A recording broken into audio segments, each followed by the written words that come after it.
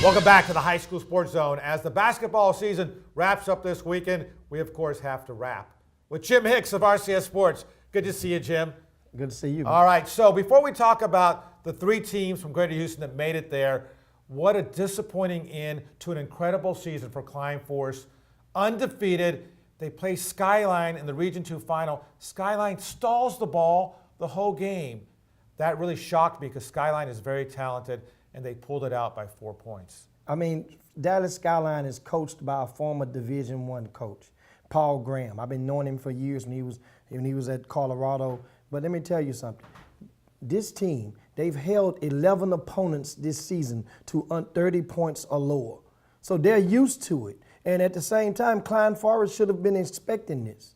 And it's the element of surprise is what got them. Nobody thought they would be able to hold Klein Forest to 29 points, but they did. And, you know, that's how the ball bounced sometimes. Congratulations to Klein Forest. What an incredible season. #1 all year until then. So, Cy Falls, 6A state tournament, first time. What about those Golden Eagles? Hey, you know, I was thinking about it, Todd, and it's like this. They start 5 11th graders right now, since Big Ones of the center is out for the playoffs.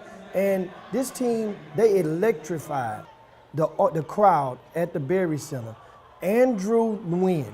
I'm going to tell you right now, Todd, if you don't make the highlights at the end of this show, and it should make it the Andrew Nguyen highlight special.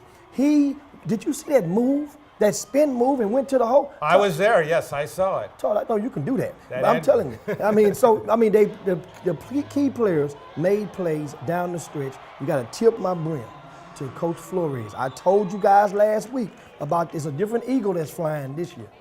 All right, Class 5A, what a job by Fort Bend Marshall to make school history and make it to state. Oh, you know, it was a 2-point game at halftime against Manville. They'd already played this team twice in district play. And one of the things about it is adjustments.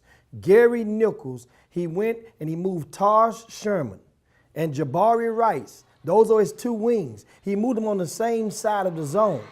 And what that did was it automatically stretched the zone out because you have Big John Walker, who's 6'8", that's creeping through the middle of this on the seams of the zone. They stretched it out. They hit jumpers. They forced Manville to play man-to-man, and the rest was history because there was no way that Manville could stop Marshall man-to-man. Yeah, and then the game the night before, they beat #1 Waco University. They score 104 points. I mean, the thing about it, it was John Walker. He got himself in foul trouble, but boy, when he was on that floor, he got into a groove. He started going between his legs. He was guarded by a 6'8" kid from out of Waco University. And I'm talking about, you ever heard the term giving somebody the business? That's what he did. Marshall and John Walker gave Waco University the business. They were #1 in the state before then. And in Class 4A, shout out to Brazosport getting to the state Final Four. Shout way loud down 288 toward the Brazosport. I'm loving what head coach Andre Waddy did this season. He scheduled he improved that schedule, the non-district schedule. They got some tough games in there. They beat teams like Clear Lake during non-conference play, and it paid off. They went and they traveled everywhere. They wasn't scared of anybody. This team, they bought into the concept of following what the coach wants you to do. We know they don't get a lot of exposure down in Brazosport as much as they may want. And that's a lot of kids nowadays. But I'm telling you, it has paid off. They've won a 32-3. I think it's something like it heading into the postseason. And they are not afraid to push the tempo. 3 of the 5 playoff games, they've scored at least 90 points. All right, and also shout out to Jim Hicks. Halftime of the semifinals at Del Mar. What a nice recognition from HISD for Jim Hicks. That was kind of a neat moment. How did that feel for you? Oh, man, hey, did you see me, Todd? I tried to take my brim off and so you can come and give it to you. You was up there in the rafters, baby. Yeah, I'm in the rafters and you're getting this award. Is that fair? Hey, but you were front center. You beamed right in. That was a good shot. Hey, man, but, you know, it was an awesome moment.